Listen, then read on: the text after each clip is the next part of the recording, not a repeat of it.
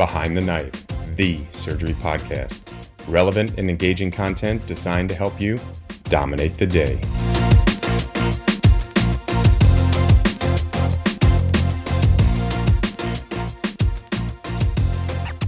Hello, everyone, and welcome to another exciting Behind the Knife episode brought to you by the collaboration of Surgical Education Fellows, also known as COSEF.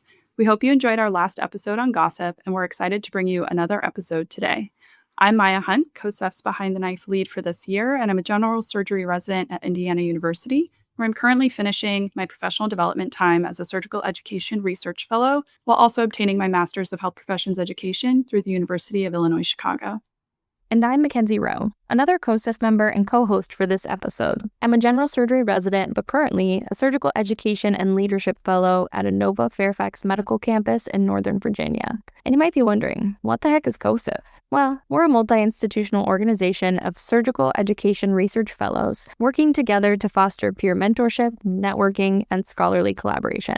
We meet every week to discuss ongoing research efforts by individuals or by smaller groups within the team. If you're a surgical education fellow or a surgery resident interested in education and you want to join COSEF, you can find our email in the show notes. So today, we're diving into something we don't often talk about in residency: power. Why are we talking about this today, Maya? Well, power dynamics in the surgical environment have been something I've noticed since medical school rotations, where I saw subtle and not so subtle ways that power dynamics were at play amongst attendings, residents, and students. During my fourth year, while listening to an episode of Brene Brown's podcast, Unlocking Us, about leadership and power that was unrelated to medicine, it really made me realize how power is used should be part of the discussion around leadership. And yet I wasn't seeing it within the sphere of surgical education. It was a present absence, if you will. It's definitely not something we talk about enough. I think it's because it feels pretty intangible sometimes. Absolutely. It's inherently an ambiguous and slippery concept. It's not easy to determine what it is, who has it, or how to get it. And it can be hard to know when someone actually wields it. Power dynamics are part of any organization, but it's a hugely important aspect of leadership. And to quote Brene Brown, we cannot understand leadership if we don't talk about power. Before we introduce our guest panelists for this episode, let's quickly define power. Dictionary.com has 20 definitions of power, and I promise we won't subject you to those. But I think Dr. Martin Luther King Jr. in 1968 may have said it best: that power is the ability to achieve purpose and effect change. As trainees, we often experience ways in which power is used positively, calling a fellowship on our behalf, or a senior talking up a junior to their faculty, and others in which power is used harmfully. It can look small, like shaming a resident for a mistake, to broader forms of mistreatment or retaliation. And many residents feel as if we have no power at all and are entirely subject to those around us. As one of our guests has often said, power is not power if you don't know you have it. And so in today's episode, exploring power and leadership in surgical learning environments, we are joined by two board-certified surgeons with very different perspectives, one shaping power from inside the system and the other challenging it from the outside. Dr. Paula Ferrada is the chair of surgery at Inova Fairfax, an international leader in trauma critical care, a storyteller, and an advocate for equity in surgical culture. Thank you so much for being here today. Thank you so much for having me. Also joining us is Dr. Frances Mei Hardin, former ENT surgeon and co-founder of the Hippocratic Collective, who is known for her candid voice on residency culture, burnout, and reclaiming agency. Thank you so much for being with us for this conversation. Thank you, Maya. Happy to be here. So power, the ability to achieve purpose and effect change. That's still not quite tangible enough for me. I think some examples would be really helpful to get a better idea.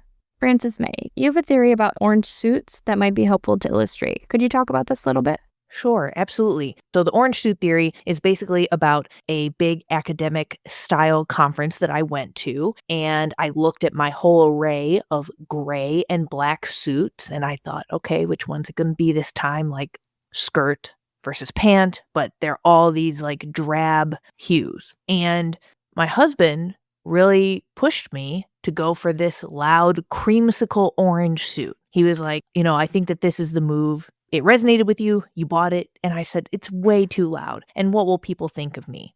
And he said, well, this way, the people who you want to connect with, they'll be able to find you more readily, essentially. Because, and I said, okay, well, what if there's someone like really important or influential who now, because they see me in this creamsicle suit, they won't take me seriously and then they won't talk to me. And The hard lesson that I have learned that he articulated that day is just that person probably doesn't want to talk to you anyway. Or even if you wore your drabbest suit and they were willing to talk to you that day at the conference, there probably is a lack of long-term alignment where like you're just saving yourself time. Show up in the creamsicle and cut out some of the messy middle. It'll get you to your people faster. I do think that it requires a person to look inward and decide and then commit to whether they're going to try to make everybody happy or if they're going to try to be authentic. I have found that that is a divergence point for many of us. I really love this. It's making me feel better about the bright purple satin jumpsuit from the 80s that I just got. So glad to hear that the bold colors are still in. But it sounds like this theory relies a lot on utilizing your personal power, which is the influence that comes when people like you or want to be like you. And you're finding your people by having this confidence to be yourself, to wear the orange suit. And that way you can find these other people. Dr. Ferrada, do you feel similarly? How are you engaging with this? I love the story, by the way. Thank you for telling it. Something similar for me. For those that know me and have seen me physically, I am different. I am an immigrant. I'm from Colombia. And when I was different when I was in Colombia than other women around me, because different mindset, different goals in life. And that's why I'm not there, right?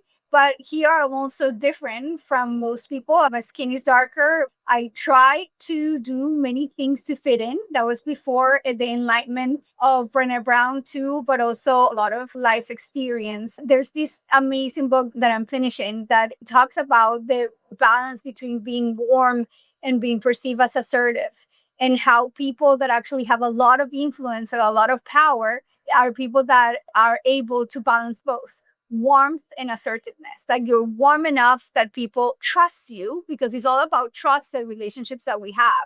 Real relationship with authenticity, and the power of authenticity is the power of people trusting you and knowing that you don't sound like a used car salesman. And the power of also, while being authentic, being very effective, being very efficient.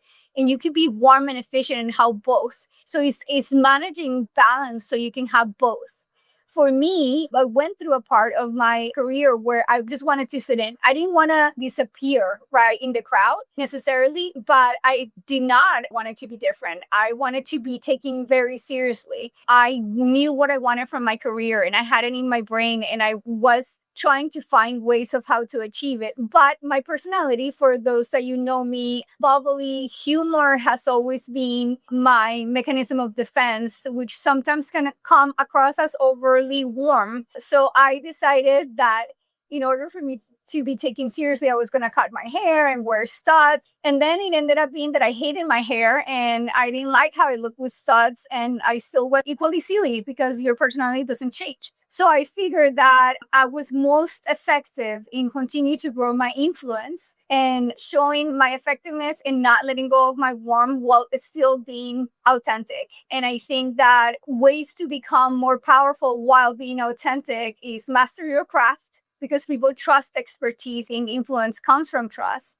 Build alliances, not followers. When people say, oh, I'm a fan, you're not a fan, you're a friend. Some of those are not friends or foes, but that's okay. I learned the power of frenemies and enemies as well. And staying grounded, because as your influence grows, that could serve your ego, and nothing good comes when your ego goes first. Leave the ego outside of the hospital. That erodes trust. And I think most magnetic leaders can channel power into service, not status. We're talking about power and influence, which ultimately is leadership. If service is beneath you, then leadership is not for you. I like a lot of what you're saying there. And something that stood out to me is you're talking about alliances and networks. And that's a source of power in itself, right? Utilizing those like-minded people who like the way that you are. We're also talking about authenticity, vulnerability. So using that alliance, your authenticity, and then creating larger networks of people over which you then have influence. And then that's a way to have power as well. Dr. Ferrada, you're pointing to an aspect in which you felt like you couldn't show up and be yourself and needed to try to be somebody else, and then eventually decided it was much harder and you're just going to be yourself. So did you feel something similar, Frances Mei? Did you have like a similar inflection point or struggle with the same thing? Yeah, again, I think I am one of those people, not unlike, most surgeons where I need to learn the lesson a few times before it really sinks in. And so, yes, I do feel like over the years, I now really know the difference between how it feels when I show up and it's a place where I feel seen and people find my message. They don't have to always agree, but maybe can receive it respectfully versus where it is just we are missing each other. We live on two different planets. And I really do try to now just be more even protective of my time and energy. I don't need to go to the ladder. I'm not out here trying to colonize new worlds. I would say that a lot of how I try to contribute to society, to the field of medicine and surgery, is to support and provide resources for and safe spaces for people who need them, not to be out here trying to convert people. The people who think that there's absolutely nothing wrong in surgery, culturally, and in medical education, I cannot change their mind. And that's totally fine. That's just not the best use of my energy. The last thing I wanted to mention really quickly, I loved what Dr. Ferrada was saying about alliances, and it reminded me of this quote I have here on my desk when you talk about even alliances and not followers that we want to build. This famous quote, "If you want to build a ship, don't drum up the men to gather wood, divide the work, and give orders. Instead, teach them to yearn for the vast and open sea." I feel like what I'm hearing from both of you is kind of a different way to wield power, right? There's not just one way to have power, and power in itself is not good nor bad. And so a way to conceptualize this is to think about power over versus power with. Maya, can you tell us a little bit more about that? Absolutely. So I really like how Brene Brown breaks it down. I think it's a bit of an easier framework to understand, and we'll link it in the show notes of this episode. So one way to view power is in a power over relationship. Power over is the belief that power is a finite resource, and therefore it must be hoarded and protected. And so the way that you protect your own power is by utilizing fear, blame, and shaming of others to protect your own. And in this view, being right is more important than getting it right. Yeah, I think this sounds pretty familiar to a lot of us listening.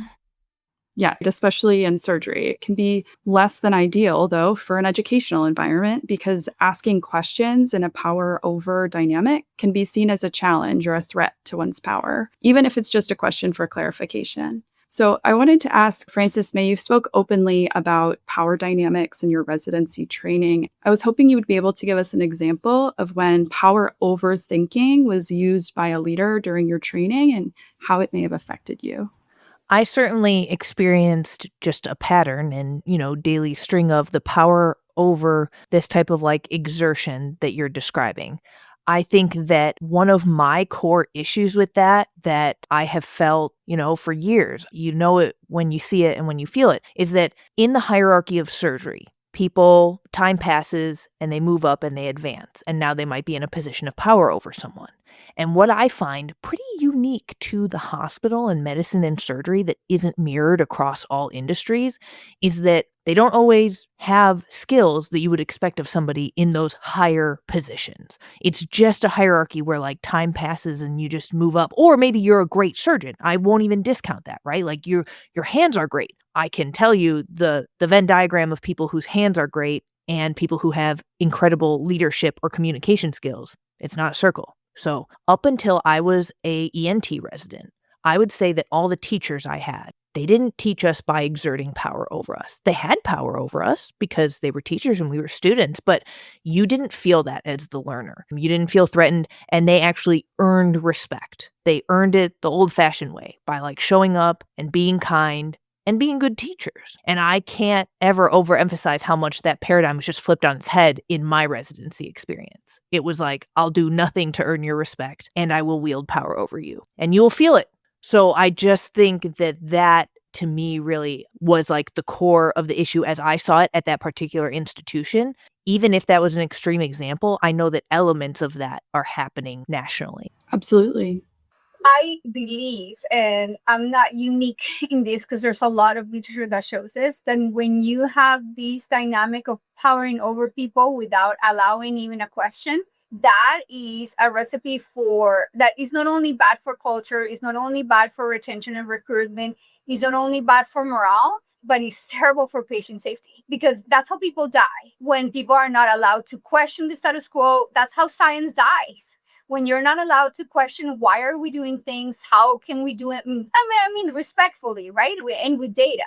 But you should be able to hold these conversations, and as I said before, approach life, science, medicine, relationships with more curiosity and less judgment. If we listen again, since we're quoting Brené Brown, read the Atlas of the Heart. And there's a part of that that says that accountability is inversely proportional to blame and shame. And how do we we don't do this at our institution that we're here, but I have seen it multiple times in my past. How do we used to handle morbidity and mortality, right? Finger pointing, attacking immediately. Oh, you should seeing people. I have heard people talking about partners, about people that they should respect, implying that the person shouldn't be a surgeon and is an assassin because he or she made a mistake. And I want to say to those people that still believe that that's the right way of communicating and that they make the excuse of that behavior because they care about patients, that's the opposite. You're hurting patients by not allowing questioning and by not allowing better communication between partners. Moreover, everybody's listening. The nurses are listening, the administrators are listening, the medical students are listening, and some people are learning by example. I want to encourage people that are listening to this, when you're seeing those examples, to learn who not to be in the future, because that's not where we should move. We need to move to a safer culture, to a more inclusive culture, to a place where people are not doing things because they're being yelled at or told to do, but because you're doing it because you understand the why behind it. And where we keep our patients in the center of all the decisions, rather than our ego in the center of all our decisions and our conversations. Absolutely. I think power over is a very common way that we see power wielded, but it's not the only way.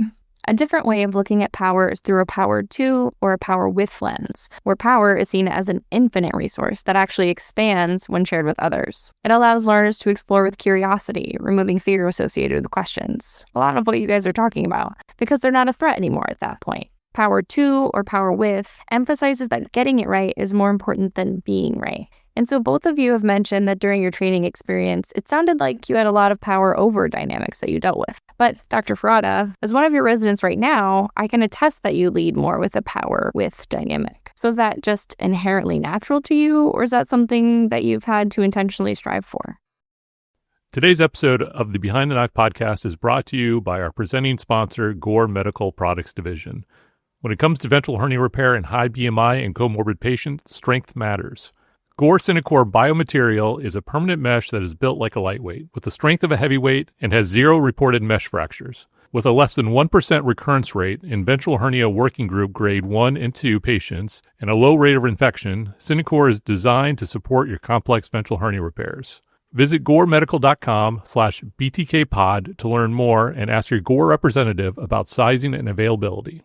Gore Cinecore biomaterial, no compromise for your high BMI and comorbid patients. Intended for U.S. audiences only, Gore is a financial sponsor of this podcast, which has been independently developed by the presenters and does not constitute medical advice from Gore.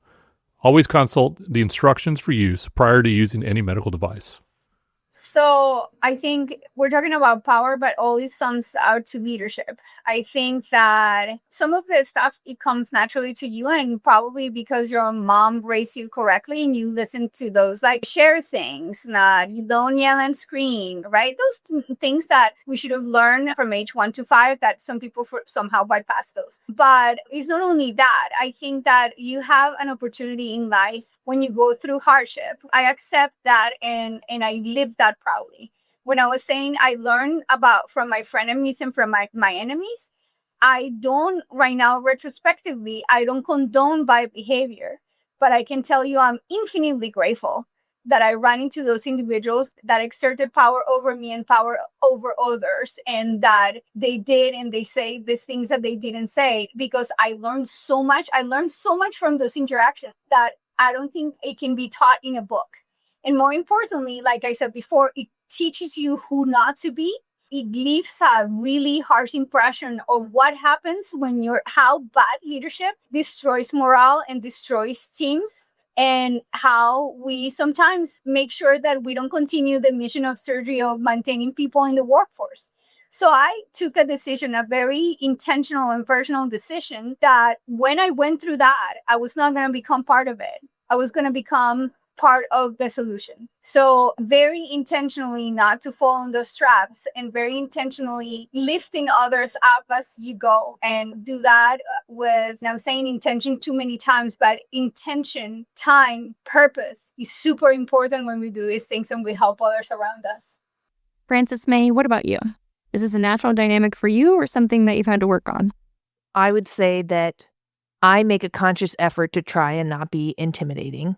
I can come off as like pretty stoic. And so I actually think that I probably, when I lead a team, I try to overcorrect for that. I would give the example, let's say I'm a chief resident and a PGY 1 or 2 asks a question. One easy way that I think that a person can ease that learner along is language like, oh, I totally remember that giving me some like confusion as well. I remember when that was giving me trouble, right? Because they're asking a clarifying question or they're having difficulty with some like 3D spatial anatomy. I just think that, again, not buying into the expert's illusion, not acting like I came out of the womb with that knowledge and understanding is a way to just consciously, like genuinely consciously make an effort to say, we're the same. I was just you 3 years ago. And I think that the more that people can do that in surgery, the more human like the whole team might feel. That being said, this is a little bit of a hot take. I am comfortable going on the record saying that every really brilliant person that I've ever met, they didn't pull this power over stuff. I've never seen it in my life. Every person whose intelligence I admired, they just truly, like, they made other people feel at ease. They never came down on people for asking questions.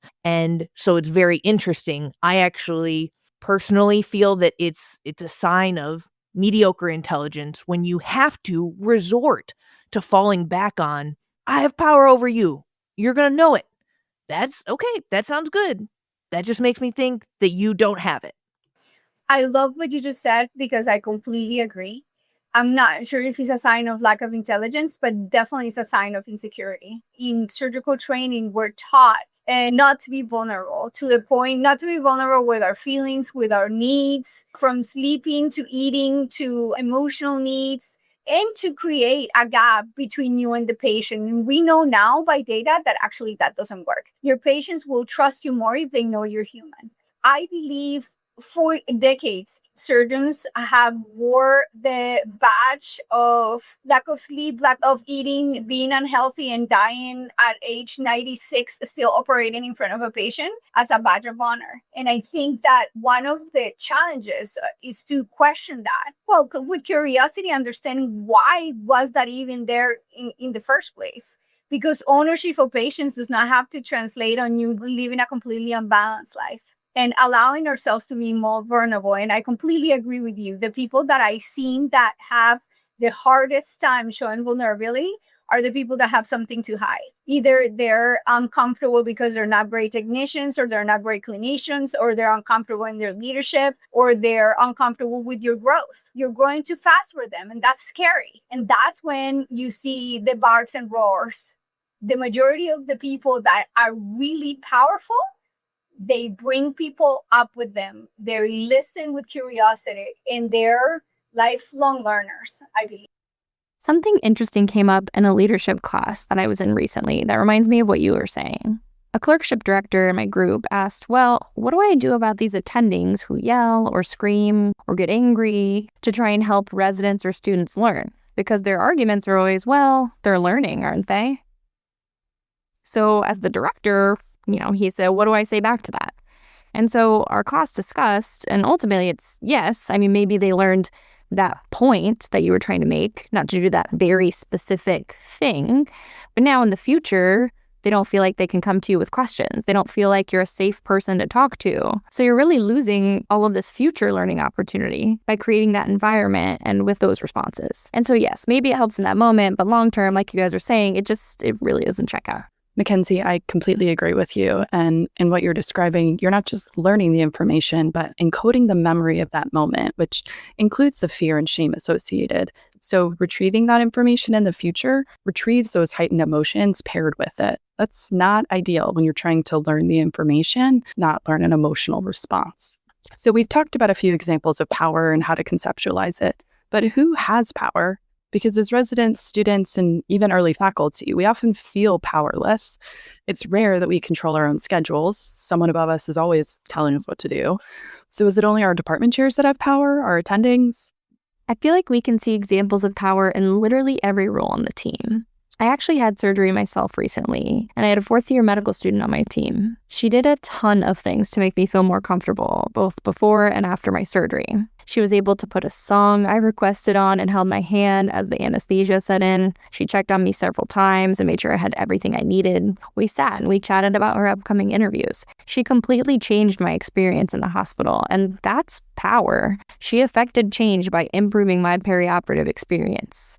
I've worked with a lot of medical students as a resident also, and they've completely improved the way our team functioned by being prepared, by being there, learning. And so clearly students have a lot of power to affect patient care and team dynamics. Frances Mei, I want to get your take on this. Looking back, what power did you have as a student or resident, whether you realized it or not?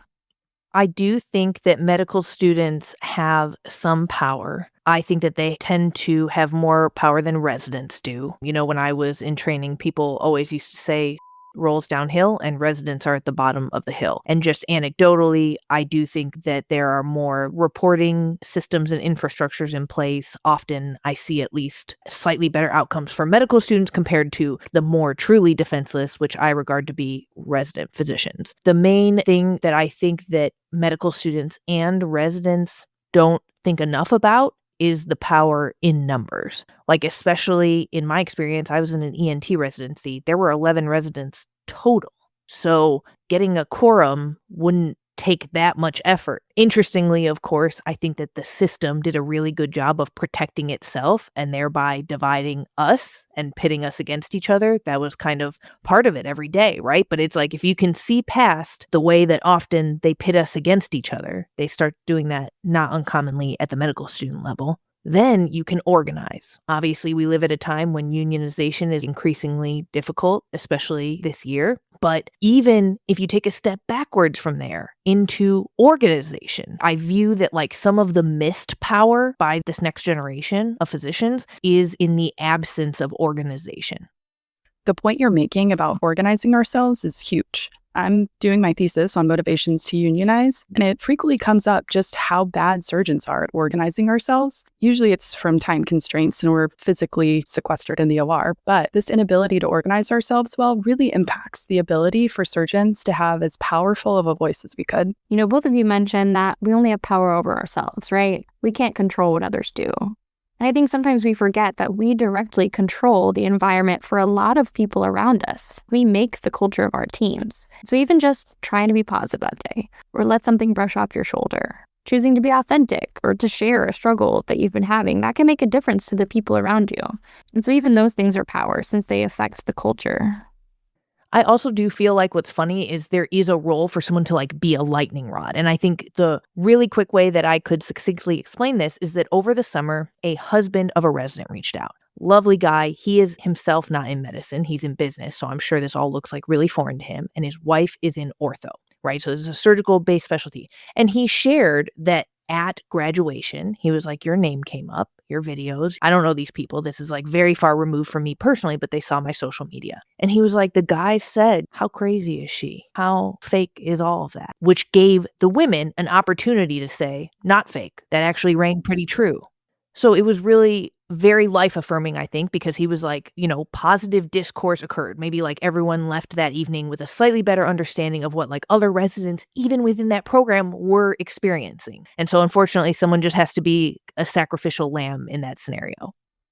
We've had some great discussion today, and before we wrap up, I want to make sure we have some practical takeaways for residents to start identifying and using their own power. So Dr. Ferrada, what power do residents have, and how do you encourage someone to utilize what they have? Residents have a huge amount of power, especially in the United States. If you think that something is going on with your program director and you think that person is not helping you, you can complain to a GME and that person will be removed. Don't think about yourselves as the last in the food chain. Your presence is actually giving a tons of, not only you're taking care of patients, which is the most important thing, and advancing education and advancing research and advancing innovation. It all comes from the presence, but also hospitals are benefiting from the amount of money that they get because of the residency as well. Not to mention that what you're getting paid is probably, 1/10 of where you actually are earning in terms of the actual clinical work that you're doing. So I think in the United States, you have a ton of power. I think it's different in other countries, unfortunately. But as it was mentioned before, power by numbers, find allies, talk to each other. Don't let people fragment you and triangulate you, while keeping your north and your purpose will help you funnel that power so you can get the results that you need. Frances Mei, for a resident who feels powerless right now, what's one tangible step they can take today to recognize their own power?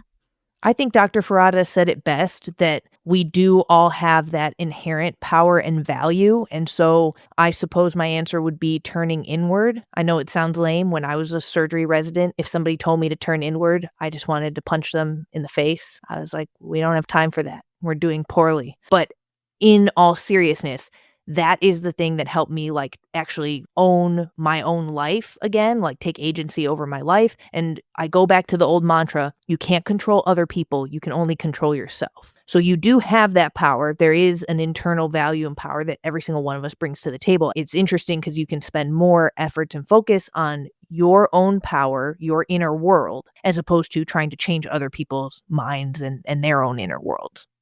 There's many hidden ways each of us has power. In teaching others, advocating for patients, impacting culture, and simply in self-determination of finding where you do have the power in your own life, which may be outside of medicine. As we're coming to a close here, it's important to remember that power isn't about titles or control. It's the ability to affect change in our patients' lives, our peers, and the culture in our institutions. We all have more than we realize. I want to thank our guests, Dr. Paula Ferrada and Frances Mei Hardin. Thank you so much for taking the time to chat with us today. Thank you guys so much for having me. It is always a privilege chatting with you, and I loved learning from Dr. Ferrada as well. Thank you so much for having me. This week, we want you to ask yourself, where can I use my power with intention to connect, to elevate, and to create safety for those around us? Thank you for listening to the Behind the Knife podcast. And as always, go forth and dominate the day. Be sure to check out our website at www.behindtheknife.org. Download our free app available for Apple, iOS, and Android. Simply search for Behind the Knife in the App Store or Google Play to download the app. In the app, you can listen to our episodes, watch high-yield videos, and even access our premium content, including our oral board reviews and trauma video atlas. You can also follow us on Twitter at Behind the Knife and on Instagram at Behind the Knife Podcast. If you like what you hear, please be sure to leave us a review. Content produced by Behind the Knife is intended for health professionals and is for educational purposes only. We do not diagnose, treat, or offer patient-specific advice. Thank you for listening. We appreciate your support. Until next time, dominate the day.